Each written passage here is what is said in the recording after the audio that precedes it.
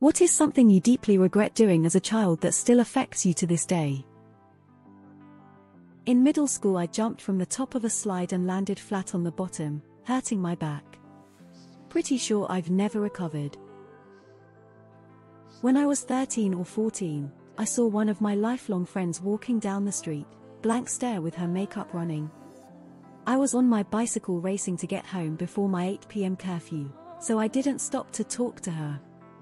She committed suicide that night, and I was the last person to see her alive. I went through intense therapy after that, as I was filled with guilt and grief. I still have issues with that guilt today, some 21 years later. I took everything to heart. All the insults, all the failures, all the minor mishaps, I couldn't just let it pass me by. It hit me right in the heart, which is why my current mental health leaves a lot to be desired. When I was 5, me and a friend found a frog down by the river. Being kids, we had no common sense yet. We kept throwing it in the air and watched it bounce off the ground, thinking it must be having fun. It died, of course. At 60, I still can't look at a frog without feeling guilty. Giving my niece floor burn for fun. I don't have a clue why I thought it was fun. Now they are in an awful state and completely covered in scars. Not sleeping in my dying father's bed with him. He asked me to because he didn't want to be alone. I was 18 at the time and wasn't not prepared for all this. Until the day I die, I will never forgive myself. I regret not having thicker skin and sticking up for myself from my bullies. There were 2 individuals who were complete psychos and went out of their way to make several people's lives hell. One girl was so crazy she tried running my friend off the road driving home from school. She is now in prison for embezzling from her employer. Falling into the trap of, if I don't ask for too much, maybe I can get what I need. Not going on with my education, or getting into a career. I have cystic fibrosis. I genuinely didn't think I'd live long enough. So why waste time and money? Now I'm 42 thanks to science. Sheesh. Stop exercising any kind of working out because I was told my movement is awkward. Tried to shrink myself because I was a tall girl that stands out of other kids, which ruined my posture. Now I have a very bad scoliosis that causes mild but chronic back pain. It's very visible as my waist is not symmetrical. Might have to go under a big surgery, putting braces to my spine, in the next 3-4 years. One time when I was 6-7, I rode on a 4-wheeler with my older sister. We hit a dip in my grandparents' pasture. My sister fell off and she went under the rear tire. She needed immediate surgery. My grandmother still blames me for it, and it has affected me deeply. For years I listened to how my sister almost died due to my negligence. Burning my sister's dollhouse down, in her room. Decapitating her Mrs. Beasley doll. I realize how this may appear, but I swear I am not a serial killer.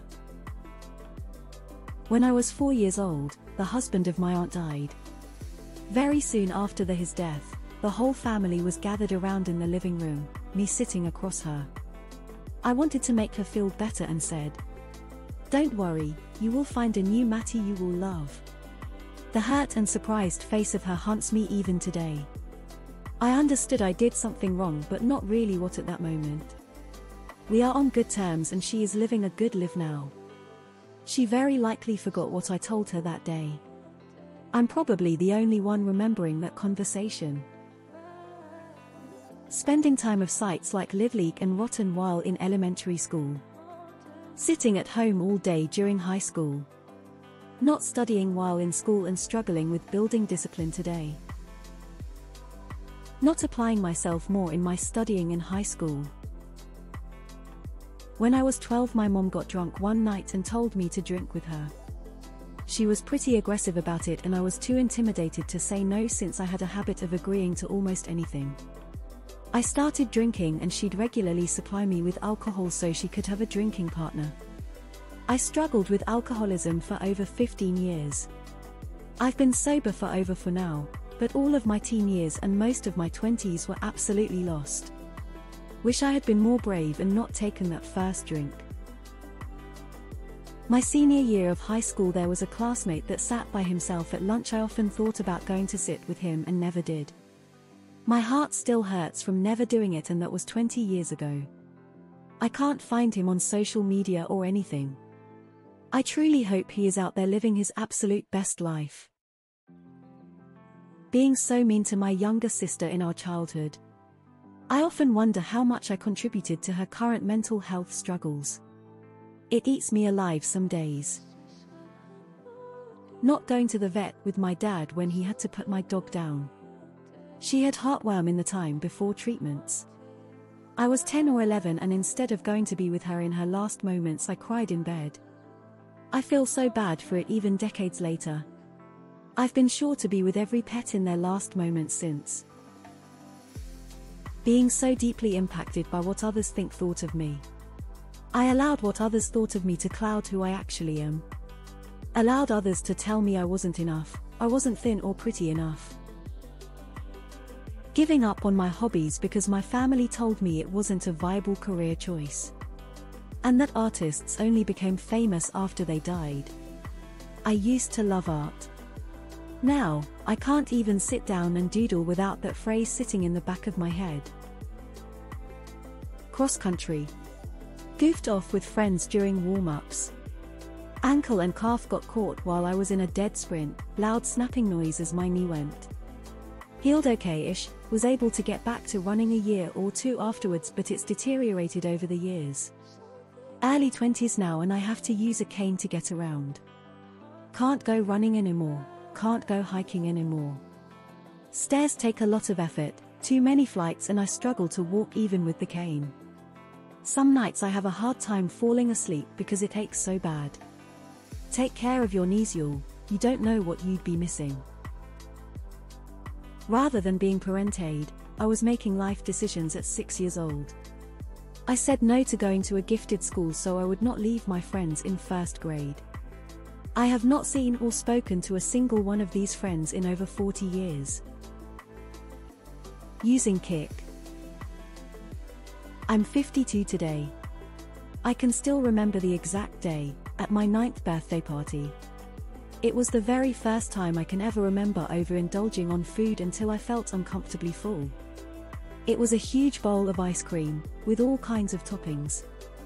And I forced myself to finish that off, because, after all, it was my birthday. I felt uncomfortably full for hours. But I believe that awakened something in me.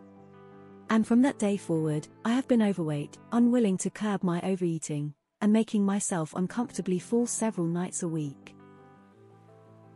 My anxiety was so bad I never got to have the high school experience of having friends and going to football games, etc. Thinking that dying would solve all of life's problems. It's been hard to get out of that revelation. Contributing to a kid in my 4th grade class getting bullied. I wasn't the most direct bully, but I didn't do anything to stop it either. Being too hard on myself, demanding too much, forcing myself to be too mature. I also did a lot of self-harm which caused me to have very low self-esteem. Not telling my mother about my father's affair sooner. I was scared of losing one parent because of divorce as a child, so for 7 years I kept that secret within myself, and when I did told her. He had done some horrible stuff to her which I didn't know about at the time. I wish I could go back and tell her about it so that he would have left our lives sooner. Best friend and first friend came to me in 4th grade to tell me he was moving that day. I didn't know how to handle it and threw him out of the house. Tried to see him after a few hours, ran to his house but too late. Read in the news he got hit by a car and killed a year later.